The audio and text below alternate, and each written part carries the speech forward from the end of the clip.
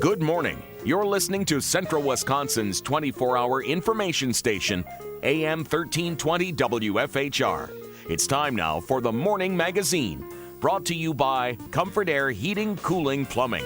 And welcome, everybody, to Morning Magazine for this June 24th, 2020. I have your host, James J. Malouf here. And today, in part two, we're going to be joined by Carla Zarni and Ann Lepak from ODC. Looking forward to talking with those ladies soon. Right now, though, we have with us in studio, not only do we have Adam Fischer with us, Wood County First Vice Chair. Good morning, Adam. Good morning. Thank you for having me. We also have our friend Kevin in from Wisconsin Rapids Community Media. Good morning to Kevin, our friends over at Wisconsin Rapids Community Media. Always appreciate you guys being with us. First up, Adam, how are you doing today? I'm doing great. It was actually a nice drive down here. I'm from Marshfield, and so I was just enjoying rural Wisconsin, honestly. That's a nice ride. So it is a nice from Marshfield to here. I always like back and forth. I do too. And honestly, I a lot of people have mixed feelings about rural life, but I love it, and I love driving and seeing just the rural and the farmers out, and so it's a great drive, and I'm happy to be here. Went up to Point the other weekend, and it was one of those trips that it's been too long, and that back road that you kind of take up there and everything. Some of the wooded areas is beautiful. It is beautiful. Especially this time of year. It's really something. It is. Adam is, of course, first vice chair over with the Wood County Board. And Adam, before we get into what that means and what you do, can you give us a little your origin story, a little background on you? Yeah. So my background is, I wish I could say I was a military brat, but I'm not. But I moved around a lot with my father. He worked in the healthcare industry. So originally from Minnesota, we moved to Richmond, Virginia. Spent about 5 years in the South. Eventually came to Wisconsin and lived in Mosinee for a while, and then landed in Marshfield, Wisconsin. My dad took a job at the Marshall Clinic and graduated from Marshall High School, and I stuck around and self-employed business owner. But I tell people all the time, my four passions in life are my family, my faith, my finances, and politics, and three of the four I can't talk about. You can only talk about family. Very true. So getting on the county board was kind of my outlet to finally talk about politics. And I've always had a passion for politics, for government. And in 2016, my county board supervisor, his name was Pete Hendler at the time, he had just got elected in April of 16, and then for various health reasons, he decided to resign. And so I put my name in the hat, and I sat down at the time with Lance Plimmel, county board chair, and Trent Miner, who was the vice chair at that time, and essentially did an interview. And I guess I was one of two people that they had met with, and they recommended my name, and then the county board had to ratify that. And now, 4 years later, here I am, still loving the conversations that we're having at the county board. Appreciate that look behind the curtain there and sharing that. And especially as my family is like literally history of gypsies. So when we talk moving around, that's my field. I definitely know a lot about. We've moved around a lot in my life, and I can relate to that. And I can also relate to you move around a lot, and you end up in central Wisconsin, and all of a sudden you don't want to leave. Because it's just beautiful here. You end up liking the people. You end up caring about the communities in the area, and wanting to do some good with it too. Because I think that there's something that gets lost in the shuffle when we talk about transplants like ourselves. That we're not sticking around here just because we love the area or we love the wildlife and everything. All that stuff is beautiful. The people keep you around. And you want to. One of the things as people that aren't necessarily born and raised out here, as you want to do, is you want to give back. You want to put something good into this area. It's not about really taking anything or nothing like that. And I think that gets lost a lot of times when we talk. Any area in this country, let alone in this world, needs people like us. Otherwise, if you just had your own people everywhere, nobody grows, nobody changes. It's all the same kind of thing. You need these kind of people in different minds and people who look at things differently. Yeah, I totally agree. I think diversity is a great thing, and I think whenever you can have open dialogue in a diverse manner, it's healthy. And I think that's one thing that I love about local government is having those open, honest conversations. I mean, I will say this. the former county board chair, Doug Mahan, used to always say he believed in open, honest government. And I agreed with that comment, and I agreed with him on that. I believe that good, open, honest government. What makes good, open, honest government? Dialogue, diversity. Let's talk things out. We're not always going to agree, but I appreciated, I tell this story a lot. I mean, Ronald Reagan and Tip O'Neill, polar opposites politically, but after they were done talking, they could enjoy, I don't know if it was a beer, if it was coffee or tea, but they could be friends. They could talk with one another on a personal level and a political level. And I think that kind of diversity is always needed. I don't care if it's urban, rural, we need that kind of diversity, and we need that kind of dialogue. And for me to stay here in rural Wisconsin, there's a lot of things I love about this area, but I love the fact that we can, in Wisconsin Rapids and in Marshfield, in the middle of the state, have people from all different walks of life wanting to live here, do life together, and I think that's beautiful. One of the things that our country has been founded on from the very beginning is diversity, and it's something that we can't. This country doesn't survive without it. We need it. We need it in every facet, in every way, and it's a beautiful thing to be able to see it develop more and more as we go on as a country, because we're still a young country in many ways. I agree. So it's cool to see that developing as being in the middle of it and being in it and being a part of it and seeing the progress that we're making in that respect. Yeah. You mentioned a couple of really key names there. For one, Doug Mahan, who one of the things that I always respect and appreciate about Doug, like all of our board members that I've gotten a chance to meet, is that I could ask him anything. I could talk about anything, and we could have a conversation. Another thing that you mentioned there, and I'll get to Lance in a moment, but is the dialogue, is conversation. We need as a country so much more to get back to this. And every person I have, whether it's Teston, Krug, Congressman Kine, Shankland, they all say the same thing. We've got to be able to talk to each other. We got to be able to disagree and still be able to move on and laugh and talk and smile and everything and treat each other like human beings. This was not a far-fetched thought back in the day, but apparently now it sort of is, and we need to get back to that. The more we can show people that, the more we can do that, the better. And I do want to mention that for those that were paying attention, Lance Plimmel is not with us. Adam is not Lance, but Lance had some prior things that he had to take care of and everything. But we will talk with him again soon, and just wanted to say hi to him and appreciate him so much when he's on the air with us. Lance is another guy who I can ask him anything. And it's not, there's no curveball, there's no gotcha journalism going on or anything like that. It's just questions. It's just two people talking. We need more of that. We need to be able to do that. Is that something that made you want to get into politics, that end of it, that being able to have open dialogues with people and being able to share discussions with people? Yeah, it is. That's actually one of the biggest reasons I got in, is I wanted to have open conversations about issues. And you name the issue. We could probably come up with 100 different issues, both locally, statewide, nationally. But I wanted to be part of the conversation, and I wanted to bring another viewpoint to it.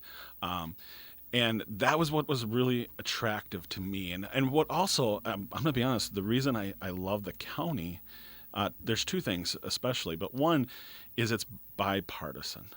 And in a world where everything is so partisan, if you're running for any higher office, you have to pick a party. I mean, let's be honest. When's the last time you saw an independent run for state senate, state assembly? I love the fact that you can be on the county board and we can talk about issues and not have to pick a philosophical or political position. Obviously, we probably have that. I mean, you have your leanings, you have your ideas, but we can come to this conversation and go, let's put that aside. That was one thing I loved. The second thing is, to me, the county is about people.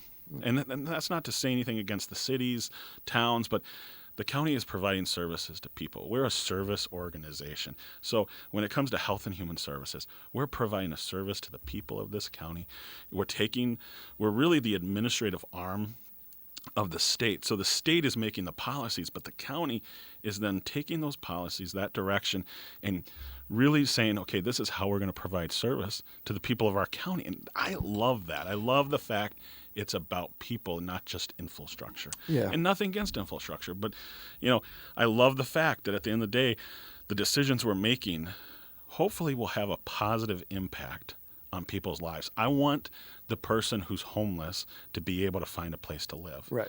I want the person who is struggling to pay their bills to be able to be part of an FSET program that Wood County has. I mean, those are the things that really keep me going, is knowing, hey, we're changing people's lives for hopefully the better. Right. We're speaking with Adam Fischer. He is Wood County's first vice chair. And Adam, you're also the Health and Human Services coordinator, right? Well, I'm on the Health and Human Services Committee. Committee. Yep. What does that mean exactly? What do you guys do there? So the Health and Human Services Committee is made up of 9 members, 5 county board supervisors, and then by state statute, we have to have a physician, a registered nurse. We have to have a consumer of human services, and then we have to have a citizen at large make up that committee. And we're really the policy committee behind everything that you will see in Wood County, both with the health department, human services, and then also the veterans department. And so anything within those 3 spheres from a policy standpoint, that committee discusses. So you guys have had a pretty boring 3 months here, huh? No. You got nothing going on, nothing to talk about. Well, we have a lot to talk about with COVID-19 and just even providing services. We have to keep providing services, and yet we want to keep people safe. So we've been discussing, even how do you provide the services in a virtual or in a safe standpoint. We still do some in-person services, obviously, but we got to do it in a safe manner. And one of the things that has got to be added onto your plate too is trying to keep up with this almost hourly changing news, especially when it comes to the coronavirus in general, or just specifically COVID-19, where you're trying to keep people informed and keep yourself informed, I imagine, as well. I know us here at the station, we're always trying to keep up to date on everything, and we're refreshing pages, we're calling people and stuff, and it's a constantly changing thing. Literally every day kind of thing change. So imagine that keeps you guys pretty busy too. It does, and I'd be lying if I said I'm always on top of it, because it is so fast changing. I mean, I'll give you an example. This was a few weeks ago, but I had a stat that I was sharing, and someone called me on and said, "Well, that stat's out of date," because I had checked about 90 minutes ago, and here's the stat, and I'm talking to the person, and they're looking on their phone going, "Oh, that's out of date." Yeah. So you got to constantly be on top of this, because it's constantly evolving. The numbers are changing, even with tests. I mean, but I mean, I have a lot of faith in our department heads in the Health and Human Services Committee. I think Brandon Verwink, he's the Director of Human Services. I think he's doing a wonderful job leading human services.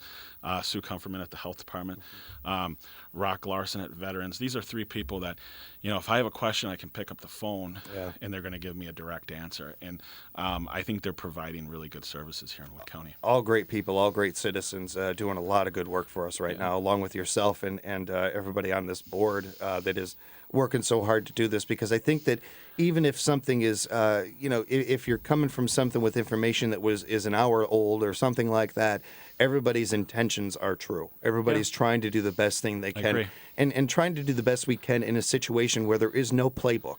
I think that sometimes as citizens we forget that our officials that in every facet, whether we're talking about the fire chief or we're talking about somebody like yourself, everybody is playing is a different game right now. There's no playbook for this. There is no, it's 4th and so many yards and everything. We have this play lined up. We don't know what to do right now necessarily. We're all working with this. So having a little understanding, have a little perspective right now as citizens is important for us, I think. As frustrating as things can be sometimes, it's that much more important to take a breath and realize that everybody is doing the best they can in this situation. Yeah, I totally agree with you, but I really feel strongly that these last 3 months, there's been a lot of struggles, but I think we're seeing a lot of good things too. I mean, I look at what the people of Central Wisconsin, what the people of Wood County have been able to accomplish in 3 months. I mean, we are still supporting local businesses. I mean, I'm not saying we haven't lost any local businesses, but the reality is businesses are still open. People are still out buying product. I mean, we haven't been hit like some other communities across this country. And I give a lot of credit to the people of our county to we care. We don't want any business to go out. We don't want, and one thing I really appreciate too is I think people are being really wise and really safe.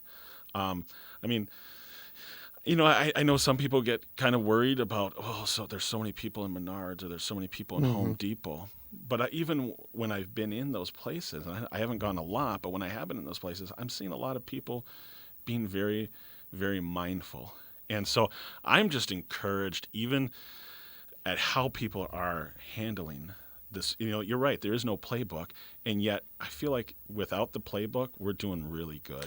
Both at the county level, citizens, I think we're all doing really good. I not only agree with you, but I think that people are doing the best they can in a lot of situations. And for every set of knuckleheads out there, we can talk about 20 other people that are doing it right. Exactly. So I think that, and I'm not necessarily an optimistic person usually, especially when it comes to things that infect the whole world.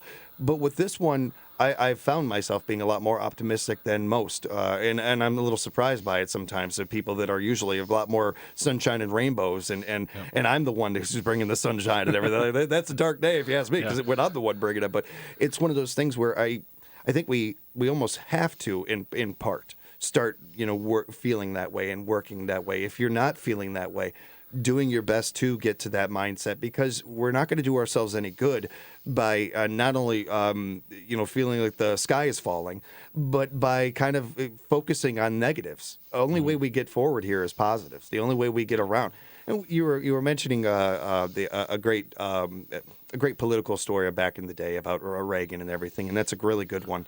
It reminded me of my favorite one of when Abraham Lincoln was first brought in office, and the first thing he did was setting up his cabinet was assign people in his cabinet that ran against him. The public looked at these guys as enemies. Yeah. They actually knew each other quite well, and Lincoln realized that he needed others. He didn't know everything. That you need outside opinions. That we need people of different thoughts and different thinking. That's one of those things that I think we're learning more and more as we go along. Not just as a democracy, but as a society, that we need more of that. And this particular thing that we're dealing with right now, this pandemic, has shown us that in droves, incredible amounts of how important it is that, okay, well, guess what? There's one person on this planet that knows everything. Even the great Stephen Hawking didn't know everything, So we need to have other influences. We need to have other opinions and thoughts thrown in there. And that has gone a long way for us. That's gone that has helped with the optimism, I think, for a lot of people. Yeah, and I totally agree. And I think that goes back to that open dialogue. I mean, some of the best decisions are made when we actually can have multiple people at the table speaking into it, and we find a healthy compromise. Yeah, when our people up top don't have just a bunch of yes men around them and people agreeing with them, telling them how great they are, you need people who are going to be able to talk to you. You need also leaders who can admit when they're wrong. Yeah. We got to this point too, especially with our politicians, where if they say something, they do a little research and become more educated or something and come up with a different, a thought process that's wrong. When we are taught from a very early age, there are no stupid questions or stupid thoughts necessarily, and we all are taught to learn and grow. So why would we not do this with our politicians is kind of silly to me, to give them wiggle room here and everything. Certain things that you certainly, we understand, or if you're putting your whole campaign on, it's one thing. But as far as just thoughts, well, guess what? Everybody's had a change of heart about everything in life at one point or another. Yeah, no, I would tend to agree with you. And I think, you've probably heard this saying, if it ain't broke, don't fix it.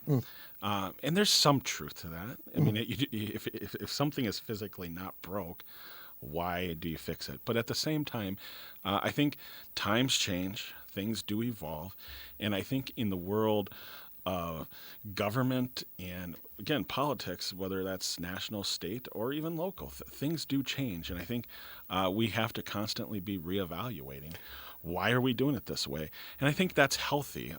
It's not always fun, because I think in our society we're scared of change. And I understand that. I mean, I'm not one that says let's change everything just to change. But at the same time, there are things that we need to look at and go, hey, maybe this is a good thing we can change. And then let's explore that. I think the word you used, evolve, is perfect for that. I think that us as individuals, we all want to keep growing and evolve. I don't know many people who are the same person they were when they were 20 at 40 and that sort of thing. And the not breaking it, not fixing it thing, the wheel is a great invention, but it evolved. We ended up putting another wheel on one side, and then we put two wheels on the back, and all of a sudden we got a buggy, and then we have a car, and that sort of thing. And it all starts with the wheel. It's not that we changed the wheel, the wheel evolved. Yep. And we found different uses for the wheel. It can pulley things, it can, do all that stuff. So I agree with you on that, in particular, when it comes to a lot of things that we have in place in society. It works, and some things just evolve and grow better. Speaking of that, in the last couple of minutes we have here, I know that you had mentioned this before, that there was a new position that you guys are creating over there. Yeah, so Wood County, I think it was last year, we put into the budget a new position called the Criminal Justice Coordinator. And prior to this position, we have actually had what's called drug court here in Wood County, and a lot of counties have it. It's called a diversion court. And so for people who struggle with drug addiction, instead of going to jail, going through traditional court system, they can go through drug court. And they are essentially, it's very treatment based, trying to help them. Let's treat the problem and let's help them not reoffend. Right. And that's really the priority. And one thing we started seeing is we have a great drug court. It's very well put together. And I got to give kudos to Judge Wolf. Judge Wolf actually has been the judge that has done this. I think he does a great job. I see how much he cares about the people. And the reason I say that is I sit on the Criminal Justice Coordinator Committee, and we actually participated. And I sat in the back of the courtroom, and I watched him, and I really appreciated how he interacted with people. Mm-hmm. He didn't come off like I'm the authoritative judge here to punish you. He really would have conversations with them, and I sincerely appreciated that. And one thing Wood County is starting to realize is, hey, maybe we need more diversion courts. And there's a lot out there. I mean, you can go and look at other counties, and they have mental health courts. They have veteran courts. They have youth mental health courts. There's just so many things, OWI court, where you try to really start to treat. And I think that's really where things need to be, where we need to go as a society is, I don't want to say we can't punish. There might be a time and place to punish, but I really believe if we want to see true change, it's got to happen through treating the problem. And that's what those diversion courts are set up for. And so we're creating this position to really oversee multiple diversion courts, ideally here in Wood County. That's good to hear. And you bring up some really good points there, especially with this. We talk with Sheriff Becker all the time, and it's one of the oldest conversations him and I have been having about shutting down the revolving door of people, and especially when it comes to addiction, when it comes to drugs and that sort of thing. The old ways were not working. Yeah. You mentioned Ronald Reagan. The Just Say No campaign did not work. Yeah. It was a complete, just blew up. And we have to go a different direction. We have to evolve. The people that complain about these kind of things and say, well, we shouldn't be doing these kind of things. Well, your ways were not working. This is the way that is working now. We have statistics that prove this. That this is the new way. This is how the evolution that our laws and our system had to make. I totally agree. I'm going to give you just a what I believe is a real life example. Back when I was a child, and maybe you were a child, even when people would punish their children, they had a certain way they'd punish their children. Yeah. And it was very much, don't ever do that again. Yeah. And sometimes they'd spank or they'd do this or they'd do that. Well, I'll tell you, just the other day, I have an 8-year-old, a 5-year-old, and a 2-year-old. My 2-year-old was outside, and she was heading straight to the street. And I ran, got her, pulled her back. It wasn't a time to punish her. Right. It was a teaching lesson. Yeah. We had to treat the problem. Yeah. We had to help her understand. We had to educate her to go, you don't run in the street because this is what could happen. If all you do is yell at her, she's not going to, she's just going to get scared and just, that's what she's going to remember, being scared. Yeah. Yeah. And I don't want her to be scared, but I want her to realize this is unhealthy to do it this way.